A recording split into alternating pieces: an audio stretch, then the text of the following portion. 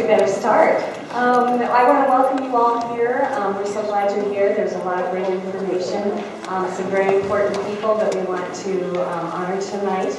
The meeting is actually sponsored by Conifer Area Council, and tonight we are actually sponsoring the entire thing. The Board of Directors is in honor of all of our community veterans. So it's a special night for sure.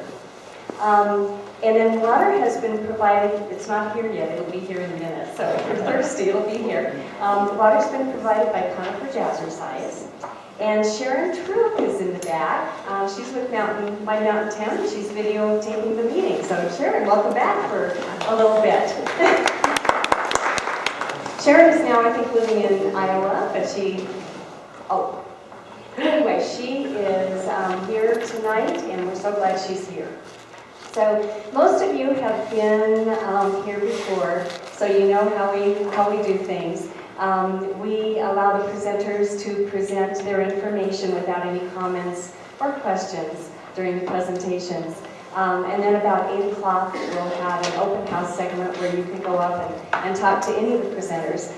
They have all promised to at least try to be here at that time, so you can talk to them then. So what is going on around here? First of all, we have updates from the Conifer Area Chamber, and Lauren Drabble is here to give that update. Lauren. Thank you, Shirley. I am filling in for Melanie Swearingen, who is the Conifer Chamber Executive Director. And I hate to tell you, but she gave me a lot to read to you. I was going to try to wing it, and I can't. So, I am Lauren Drabble. I'm a Chamber Ambassador, and I'm also the Board President for Intermountain Humane Society. This weekend at Tomahawk Ranch in Bailey, we are kicking off the holidays with our annual Festival of Trees and Taste of the Holidays event. The Festival of Trees and Taste of the Holidays will have a boutique sponsored by Rolling Ridge Deck and Homes. That's Friday night and Saturday morning. Trees will be up and decorated for all to see while you do some holiday shopping with your local vendors, and Santa will be available for pictures so you can get your holiday cards ready early. Saturday night is the big Taste of the Holiday Gala, sponsored by American Restoration. Tickets are still on sale, $35, and include wine, food samples from local food vendors, and auction for Christmas trees, wreaths, and ornaments. The Saturday after Thanksgiving is Small Business Saturday, where we celebrate our small businesses and shop local for the holidays. Then at 5 p.m., we will meet up at the Conifer Community Church for the kickoff of the community light display. Please stop by and see over 115,000 lights timed to music. Snacks and hot cider will be available, and a community movie will be set up for anyone that wants to watch. Then the following Saturday, December 2nd, is where we celebrate our 35th annual Christmas parade. It's on Sutton Road. The parade this year is sponsored by RE/MAX Alliance. The theme is Christmas Past and Future. Trolley rides sponsored by First Bank will be available. Vendors will be set up in the Christmas market sponsored by the UPS store with hot chocolate and adult drinks.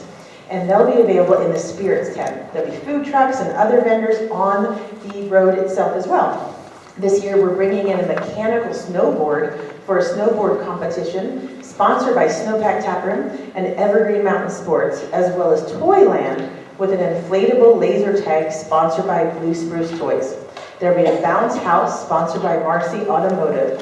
And of course, Elk Creek will be bringing in Santa for Santaland. So you understand why I couldn't just memorize that, right?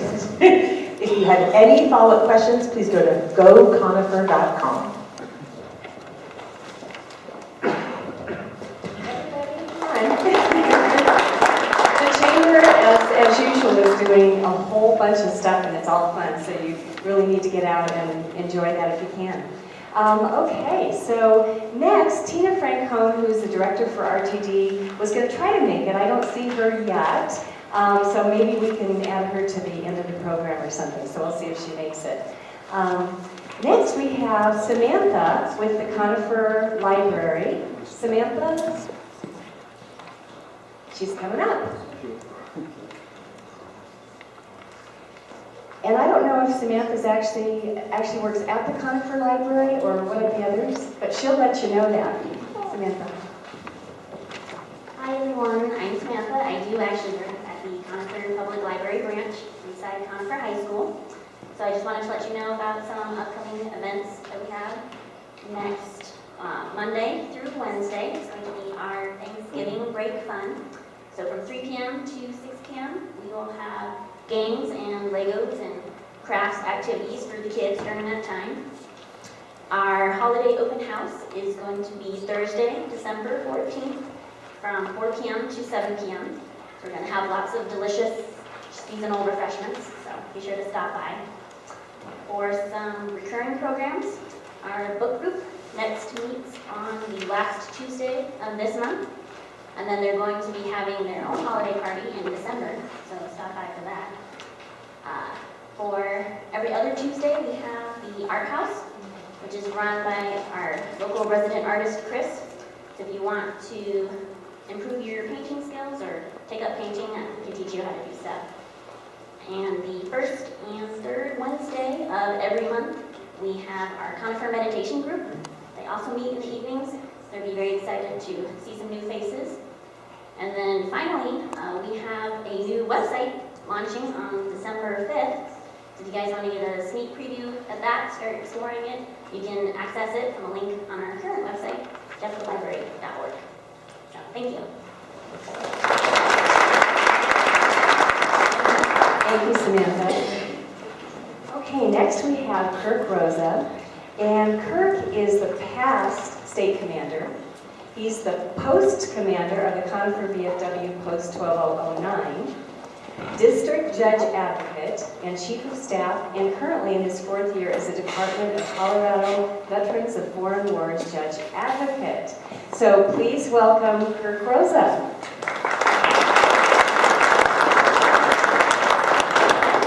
First of all, for all the veterans here, we want to thank you for your service. For our first responders, thank you for your service. Conifer VFW, short and sweet. We're located right here at Conifer. We're very active within our community right here. This Sunday we have our breakfast over at Beaver Ranch, Conifer Community Park for the newcomers. It's a toy drive for this community. It's also Veterans Eat Free. So, starts 7:30, goes to 11:30. A lot of fresh food made. What are we about? VFW is very simple. All right, we're an organization of about 1.6 million across the country. We have 2 departments, one in the Pacific, one in Europe. We are all veterans that at some time or another have served in some kind of a conflict, combat. We're in areas like Korea, occupation of Germany, and we qualify to be in the Veterans of Foreign Wars of the United States. We are modeled after the United States Army, believe it or not. That's how our organization is set up. Here in the community, I will tell you in the back table, my wife is back there, we also have an auxiliary. The auxiliary is for the veteran spouses. I think 16 and older for the kids, grandparents. My wife can answer most of those questions because I can't. But we have plenty of programs back there because we have all kinds of scholarship programs for students going to school, both middle school, high school. We have a Young Patriotic Art Contest. We have the Voice of Democracy. All these are for students. Their parents do not have to be a member of the VFW. We help veterans. Rich Mahan up front here is my post-service officer. We help veterans. That doesn't mean you have to be a member of the VFW to be helped. We will help you. Rich takes care of all that. He's a busy guy with all that stuff. So if you got any questions, if you think you might like to join the VFW, if you'd like to know more about it, you can come back to the back. We have all the program brochures back there on just about everything we do. We even have a Teacher of the Year award. We have a Firefighter EMT Police Officer of the Year award. So quite a few things going on. We'll be in the back. Feel free to come talk to us. They let me out of my cage for this. They'll put me back in when we're done. So, thank you.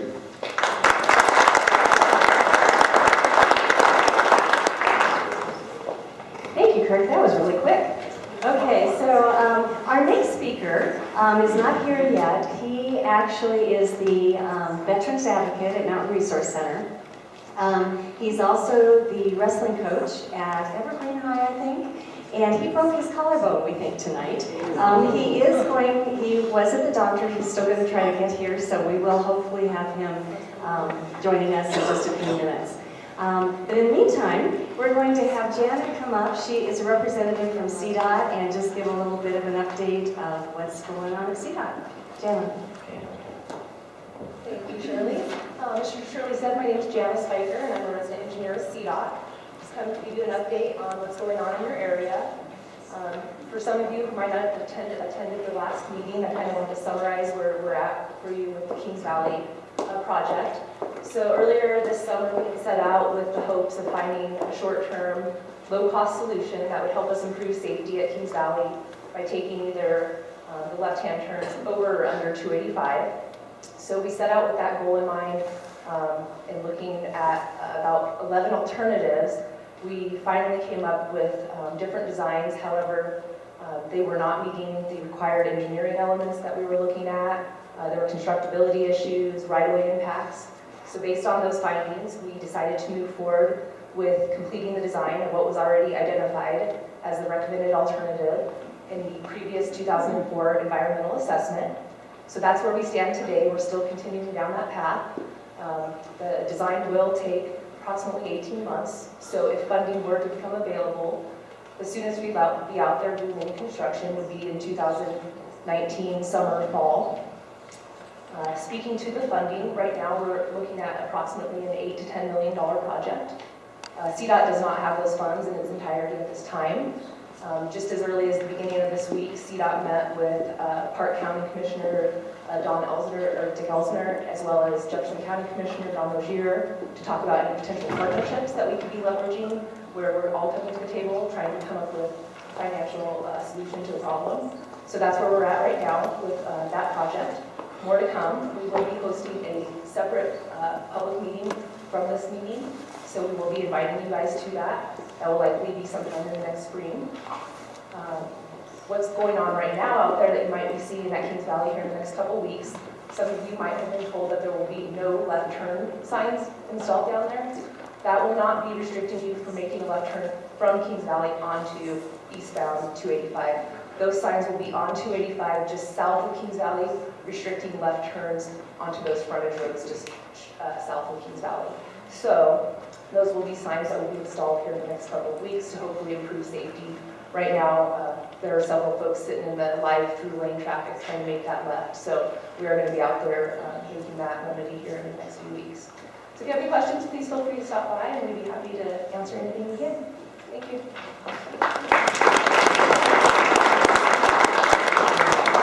Thank you, Jana. As you all probably know, we have, there's a lot of new developments in the planning stages at Jefferson County. And so Heather Gutherless is with Planning and Zoning, and she's going to talk a little bit more about all that's going on up here. There's been a lot in the works for a long time, but then, the economy wasn't so good.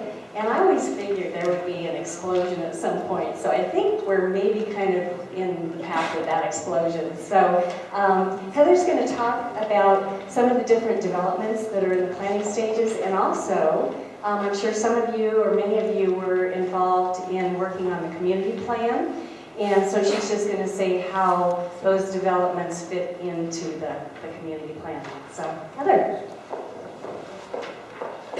Thank you, Shirley.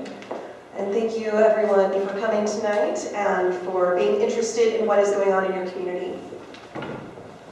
My presentation tonight is an update from the last meeting, so I'm not covering all of the cases that are going on in the Conifer area right now. I am just going to be covering some of the updates, some of the newer pre-applications that we've gotten in recently, and also some of the updates of the older cases that have something else going on. I do have all of the cases that are the bigger profile cases. I consider those to be the rezonings, the subdivision plats, and the site development plans. I have a full list back at my table, so if you want more information after the meeting, you can come pick one of those up. And I also printed out the slides that show the maps and descriptions on the PowerPoint.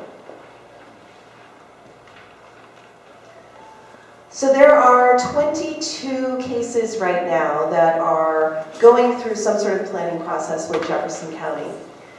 And like I said, those are the bigger cases. We also have some small cases that are like minor lot line adjustments, things like that. I'm not going to be going through those. There are 5 new pre-application cases that I want to talk about, and then 6 updates. The first set of cases that I'm going to talk about are pre-applications. These are cases that are in the very preliminary stages. So these are exploratory. Somebody might be looking at buying a piece of property, they might have it under contract, they want to know, if I want to do X, Y, Z with this property, what is the county going to say? What are some of the issues? Am I going to have to do a big drainage report? Am I going to have to do a traffic study? What are the things that they need to address as they go through the county process? That's also a point where we look at, if it's a rezoning, we look at how it would comply with the Conifer 285 corridor area plan and the land use recommendations in there. About 40 to 50% of the pre-application cases actually don't move forward to formal applications. So as I go through these, I just wanted to let you know, this may be something that you might not ever see again. It may be something that comes in next week. At this point, we just don't know. The first case that I want to talk about is a new pre-application case that is on Barney Gulch Road. Let's see if my pointer will work this far away. Maybe it's not strong enough. So Kennedy Gulch Road is the road on the top, then Barney Gulch Road is here. That's where they intersect. And this property is 12.9 acres. It is a pre-application to rezone. It's currently zoned agricultural 2, which has a 10-acre minimum lot size. Rezone for 2 single-family residential lots. So far, there is no community meeting, which would be the next required step before they could do a formal rezoning application. And since there's no community meeting, there's also no formal application yet. The plan recommends 1 dwelling unit per 10 acres for this area, and therefore when they came into staff and did the pre-application, staff did not support this pre-application. Okay, next slide. The next pre-application is off of Maxwell Hill Road, so South Deer Creek Road, and where it turns into High Grade Road is right at South of Maxwell Hill Road. It is a pre-application, pretty funky shaped lot. It is 15.4 acres, and they have 2 lots. They wanted to take those 2 lots, reconfigure them, and turn it into 3 lots. Since the pre-application stage, we've actually received an update from the applicant. They're looking at no longer rezoning and platting. They want to just move the lot line between the 2 lots. They have 1 lot that's pretty small, and they want to make that a little bit bigger and then have the rest of the lot. So it will no longer be a rezoning. There won't be a community meeting that's required. There won't be any additional density other than what's already allowed to be there. And the plan, since we evaluated it for rezoning, the plan in this area is an area of stability, which means basically kind of keep the character of that area.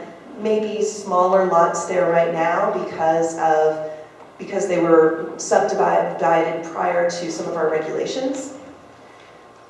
So staff was generally in support of it because it seemed like the lot sizes were fairly compatible with what was in that area. Next one. The next pre-application is a site development plan.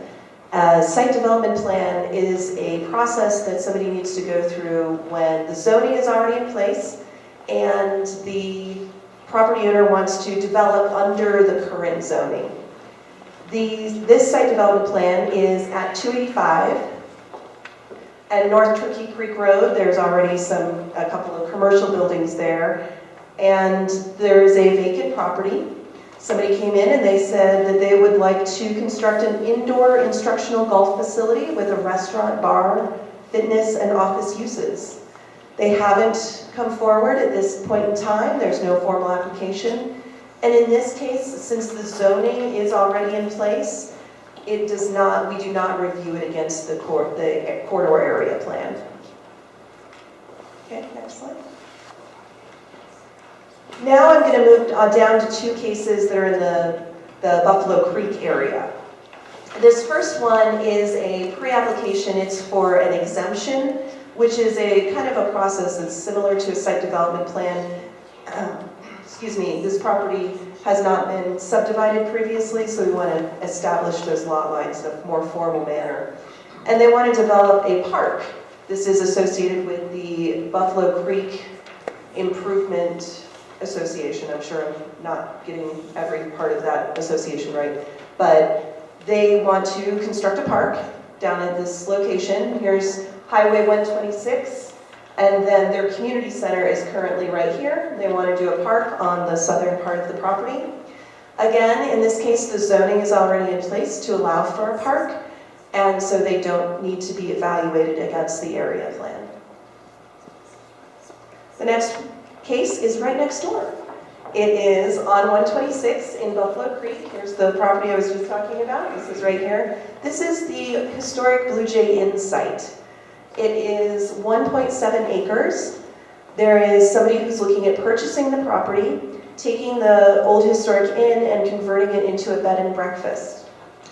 They've been a pre-application so far, no community meeting, although I did hear that they're looking at setting one up fairly quickly, so it's something, if you are in that area, you may be receiving notifications about this in the coming month or two. No formal application.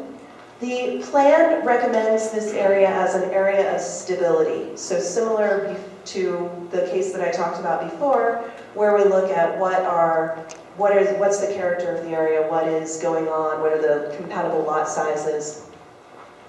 Another thing that this would fit into, we have some language in our comprehensive master plan that does contemplate uses that may be more of a commercial nature in some residential areas. One of those is a bed and breakfast, because it is kind of a residential / commercial type use. And if they can meet those criteria for bed and breakfasts in more residential areas, or areas recommended for residential, then staff may support this application. At this point in time, they haven't demonstrated all of those criteria to us, so that is something that we would be looking at. Okay, next one. Next, I'm going to go into the formal rezoning cases. These are the cases where somebody has done a community meeting. They want to change the allowed land uses on their property. So maybe they want to go from an agricultural or residential type property to more of an office or commercial. They have to go through our rezoning process. One of the tools that we have that we use a lot in Jefferson County is the Planned Development Zone District. And that's a customizable zone district where you can allow certain things and you can also mitigate impacts a little bit better than with a standard zone district. So I wanted to just point out what that term was when I use it. The rezoning process, there are 3 opportunities for people to come to a meeting and express comments. That's the initial community meeting, which occurs prior to a formal application. There's no decisions made at that point in time. It's basically a chance for the developer to present their ideas to the community and get feedback on that. After that, it goes through our formal referral process. Again, there's an opportunity for the public to comment, but there's not a meeting during that point in time. Then it goes to the Planning Commission. The Planning Commission is an advisory board appointed by the Board of County Commissioners. Again, there's a public meeting associated with that where people can come and give public testimony. After that, they make a recommendation and it moves on to the Board of County Commissioners. The Board of County Commissioners makes the final decision on all rezoning cases. And they do have, again, public testimony at their hearing. The first case that I wanted to talk about that has had some progress since September when I talked to you guys last is a rezoning off of Springs Road in the Green Valley Ranch area. Here's 285, and here's Springs Road, and this is the Green Valley Ranch Commercial Center. The proposal is to rezone that. It's currently zoned commercial and mountain residential. So there's actually 2 zone districts. There's on the eastern portion of the property, it's commercial, and then on the western portion, it's MR1, but it's all under the same ownership. They want to rezone to a planned development, so a customized zone district, to add some light industrial warehousing and veterinary clinic type of uses to the existing commercial. It's 2.451 acres. At the last meeting, they were in their first referral stage, and at this point, they have completed their second referral, and they have received comments from planning staff. The plan for this area does recommend isolated, non-residential type uses, but staff did have a bit of a concern about the intensity of the light industrial and the warehousing uses, so we have asked the applicant to address how they're going to mitigate some of the impacts that might come with that. So it does, in general, comply with the overall kind of intent of that area, but we do have some concerns with the intensity of some of those uses. Next. Next is a rezoning that was recently approved by the Board of County Commissioners, but I did want to update you because the last time I was here, it had not gone to hearing yet. This is an event center that is proposed off of 285, and I guess it's not proposed anymore, it was approved. It is, here's 285, up at the top of the screen is one of the fire stations that's near the Homestead area and the monastery. In this area, this is Windy Point, and their access is actually up here. They're rezoning from a planned development to allow for an event center. It's 52 acres. It was approved by the Planning Commission and the Board of County Commissioners. The plan recommended this general area as residential. However, again, we have some criteria for certain commercial uses that might be appropriate in residential areas, and an event center is one of those. So there's additional criteria. This case met all of those criteria, so staff was supporting this case and did feel that it complied with the Conifer area plan. Next, there are a few subdivision plats that I wanted to talk about.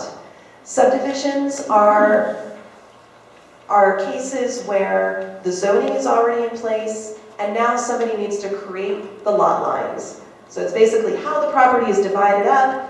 Maybe this whole property has one zoning and now they want to come put the lots on there. They want to show where the road is going to go and show any easements or detention areas. The subdivision plat process does go to 2 public hearings, again before the Planning Commission and the Board of County Commissioners, where there is a chance for public testimony. It is more objective in the review because if you meet all of the land development regulations, then the application should be approved because all of the regulations are being met. Where it gets a little tricky is where sometimes not all the regulations are being met and maybe there's some variances granted. So the first one, next slide. This is a new case. It's on kind of the northern edge of the Conifer Plan area. It is in the Evergreen Meadow area. Here's Highway 73 and Malamute Drive. This is 22 acres. It is a request to plat to subdivide the 22 acres into 2 lots that will both be greater than 10 acres. It is in the first referral period, and I should note that with all the rest of the cases I'm going to talk about, I won't talk about how it complies with the plan because these are cases that we do not review against the Conifer area plan. Okay. Next, in the Homestead area, there are 2 subdivision plat cases in this Homestead area. This is the fire station here, 285.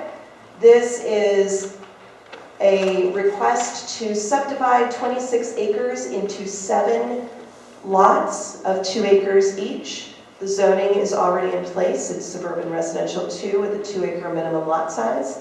They are moving forward. They just completed their second referral and got their comments back from staff. Next case. This is the other one in the Homestead area. It's just north of the one that I just talked about, so here's 285. Some of you may remember this as the Ski Hill proposal that went through, went to hearing a while back. This is not taking that zoning. This went back to the zoning previous to that, which is SR2 again, which allows for 2 acre minimum lot size. And the request is to subdivide the property 53 acres into 18 single-family residential lots. And it's in the first referral stage. The last case that I'm going to talk about is a site development plan. I briefly went through that before, how a site development plan, again, is a process where the zoning is already in place, the uses are allowed, and now somebody wants to come in and actually put something on that property. At this point in time, staff looks at access, we look at drainage more closely, we look at what the building is going to look like, what kind of landscaping they're going to be putting in, how it complies with our regulations regarding all of those things, architecture, landscaping, lighting. It is an administrative process, so there are no hearings associated with this. There are signs posted on the property, and citizens are welcome to give their comments in written form, but there is no public testimony involved in these types of cases. The decision is made by the Director of Planning and Zoning. The case in the Conifer area that is moving forward is the site development plan to construct some self-storage buildings. This is Aspen Park, here's 285, here's the elementary school, the Wolf Road overpass, Main Street, J. Madwell's. This is right next to that, where they want to do some self-storage buildings on a little over an acre. It is in the second referral period. Those are all of the cases that I wanted to tell you about that have updates associated with them. Again, there are additional cases that are going on in the Conifer area, but I didn't have any updates for them, and there's still a lot to talk about. I didn't want to use up all the time of the meeting. I know there are other people that wanted to talk as well. So let me know if you have additional questions about anything going on in the area. I'll be back in the back with some handouts for you. Thank you.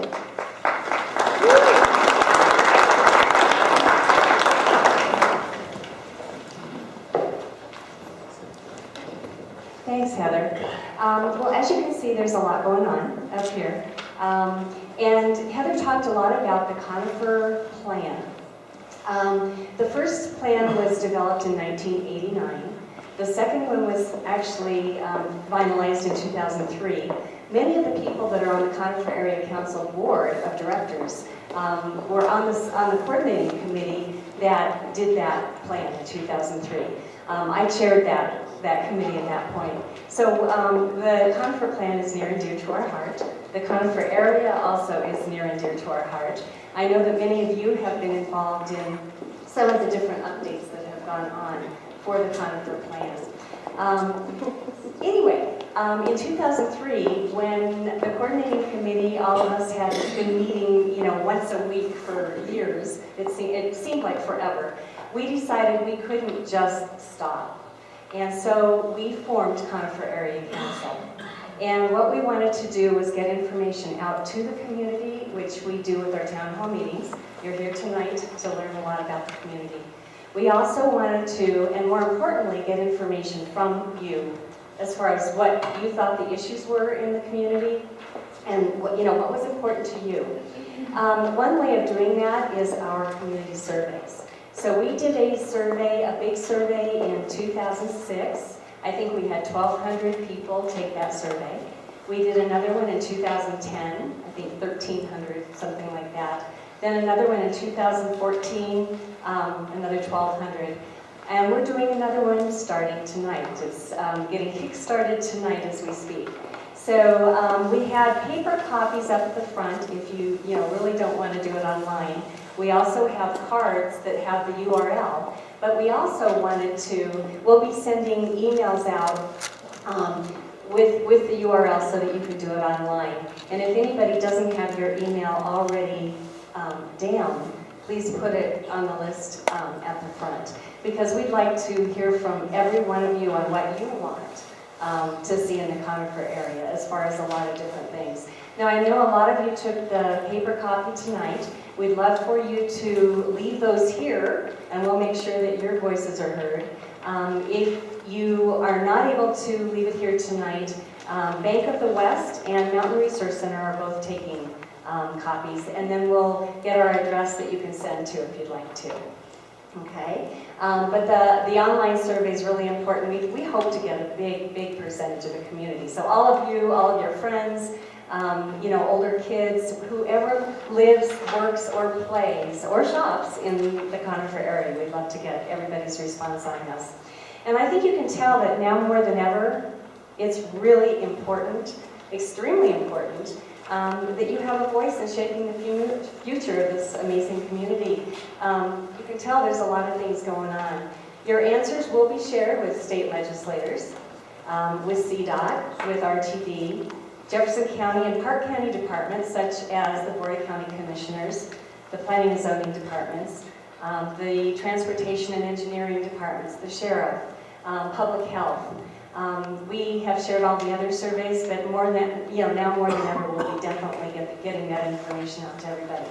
So please, please, please take these surveys seriously and get everyone you know to fill them out.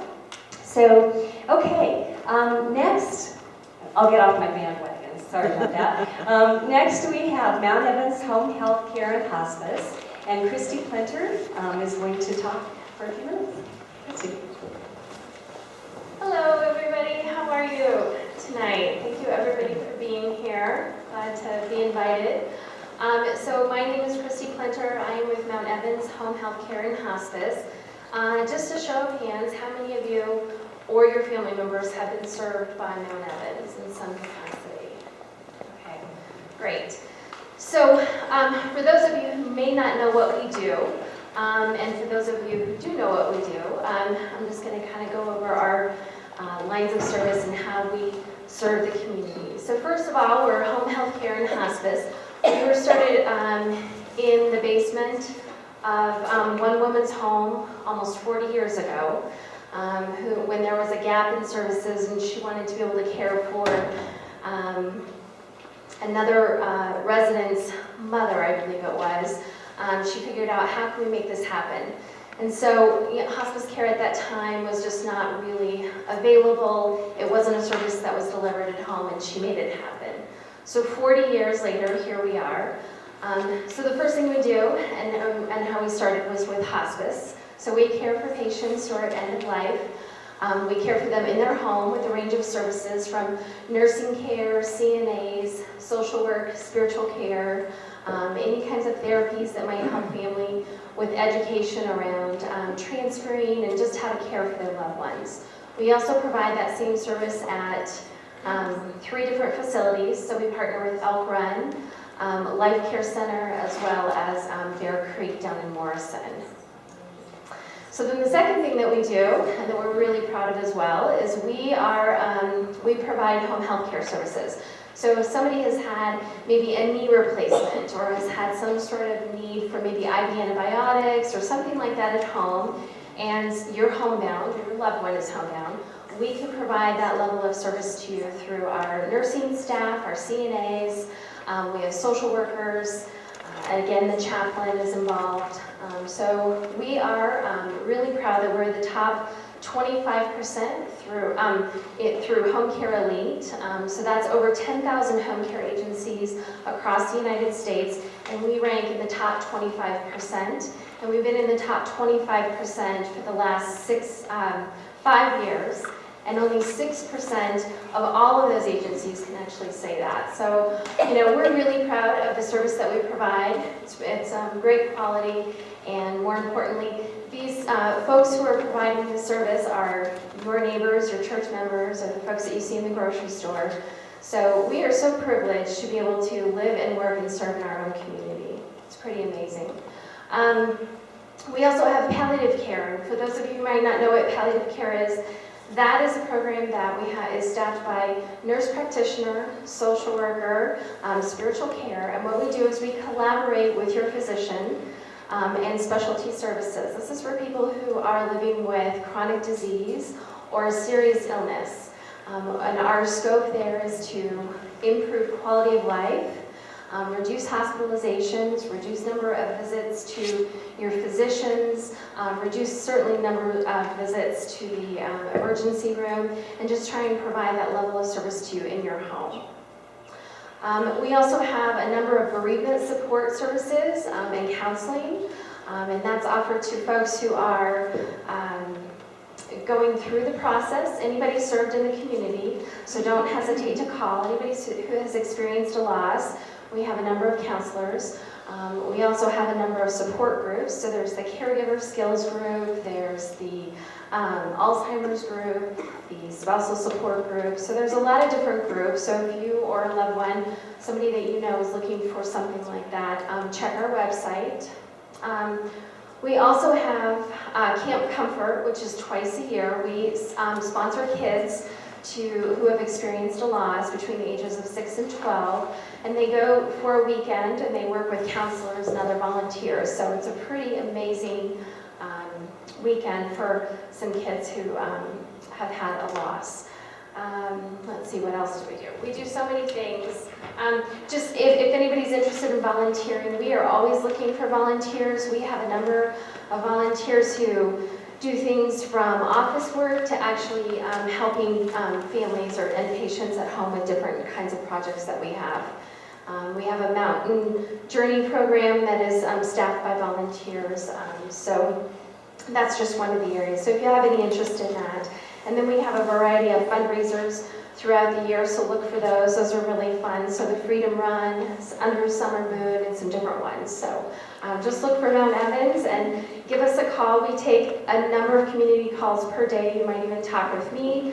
I take a lot of those. So if you guys just have a question about healthcare in general and how to care for your loved one at home, call us. We'll get you connected with the right resources. Thank you. Thank you, Christy. Okay, and now we have Colorado State Representative Tim Leonard. Tim?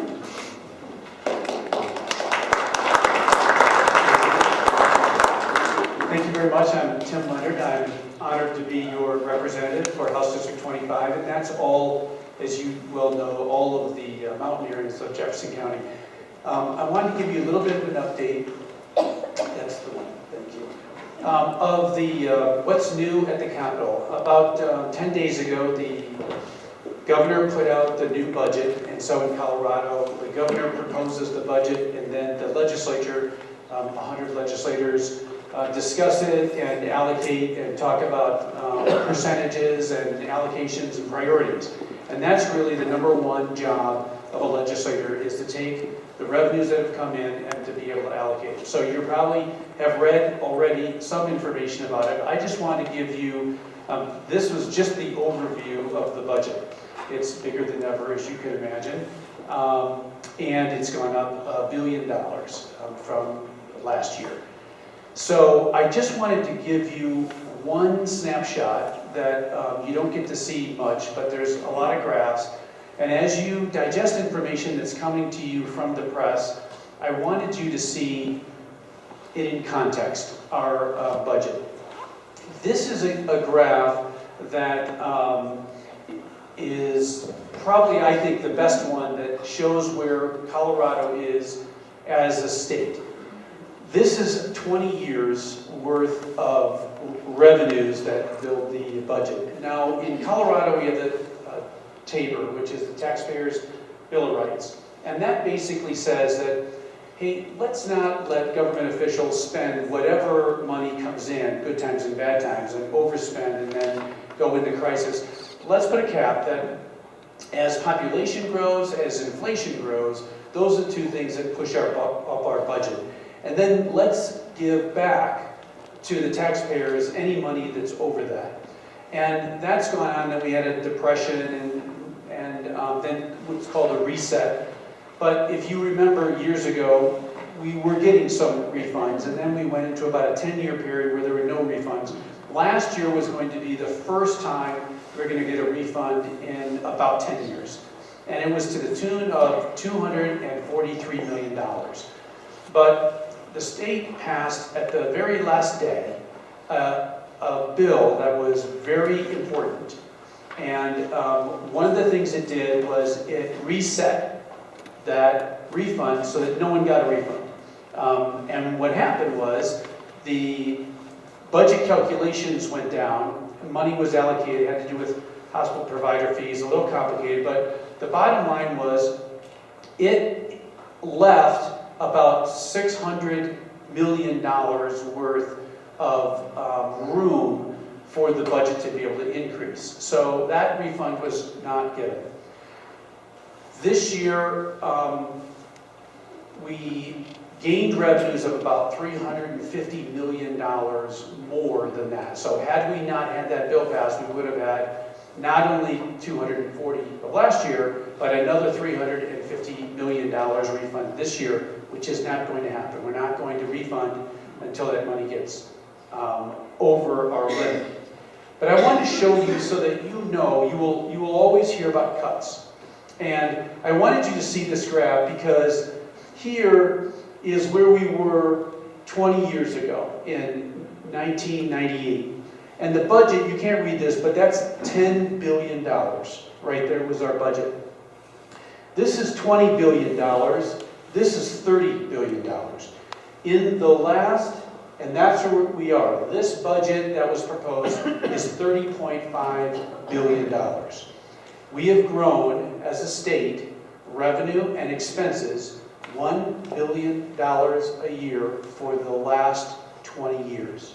So that's the significant curve that you see here. And I want you to know that because when you hear cuts and things like that, each agency never seems to have enough money, but know that there's been plenty of money. And again, this $350 million has been new money that has come in, revenue, out of the private sector, into the public sector, to be allocated according to here. So what I want to press upon you is not only this tremendous growth that's occurred, that by far is greater than population, which we've had significant amounts in Colorado, but then also greater than inflation.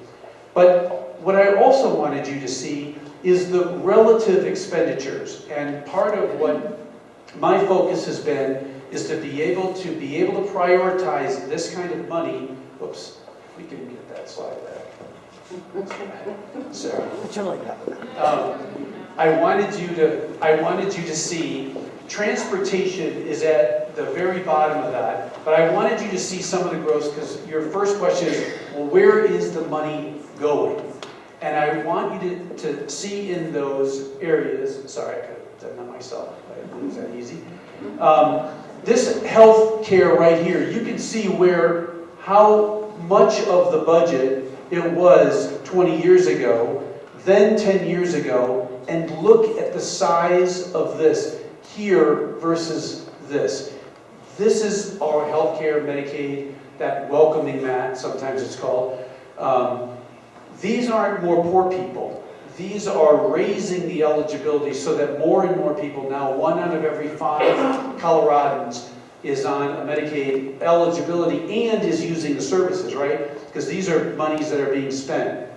Well, education also grows, but it doesn't grow nearly as much. But I wanted you to see what I think is the highest priority, and that's transportation. So as we grow in population, you can see transportation as a core function of government is not getting its quote-unquote fair share. And that's part of what is going to be the focus in this next coming session, is why is this here? And in that budget, it reads, there is 0 allocation from the general fund. Now, the general fund is about 1/3 of this. It's $11 billion. And there's no allocation. Now, that doesn't mean there's money coming from the motor vehicle tax, sales tax.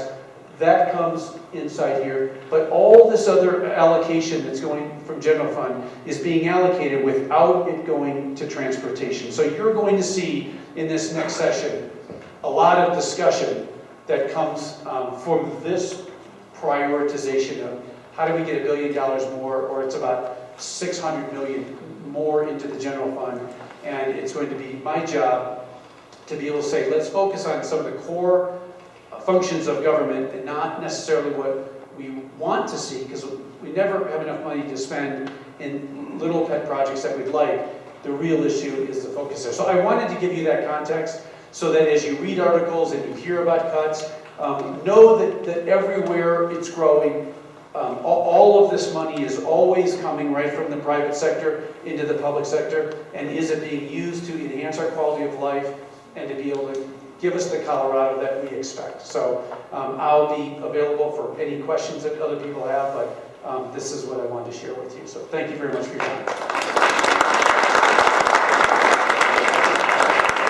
Thank you, Tim. I have one announcement, and that is Angela made me say, come ring the bell for your community. She didn't make me say that, I really wanted to. So Salvation Army, again, is ringing the bell at the King Supers, just hour increments. They will be ringing the bell anywhere between November 24th and December 24th. So be sure and sign up to do that.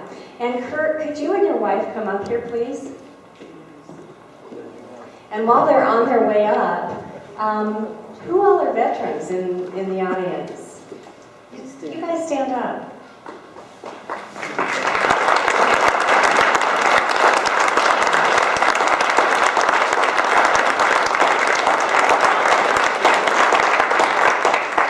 Thank you so much for everything you do. And I want to present a little certificate here to Kirk and the Conifer VFW Post 12009. This is by Conifer Area Council for your amazing service and support to veterans and our Conifer area community. So thank you so much.